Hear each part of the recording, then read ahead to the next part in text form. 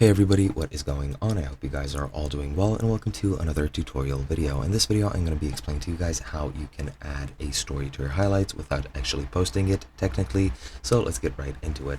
The first thing you're going to want to do is go to your Instagram account page by tapping your profile picture on the bottom right and getting to this page. Once you're here, tap the three horizontal lines in the top right until you get to settings and activity. From here, scroll down until you get to who can see your content and tap on the hide story and live option. From here, you want to hit hide story and live from and select all your followers that you have. Now, if you have thousands of followers, this is not practical, so you'll have to set up your story, but you can just tap the followers that you want to block and hit done, and now none of your followers will be able to see it.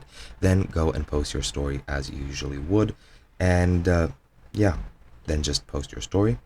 Select whichever image you want. I'll just post a story like this, hit it and post it to your story, and then once that story is posted, just enter your story, wait until it posts till the end, and you'll get the option to add it to your highlights.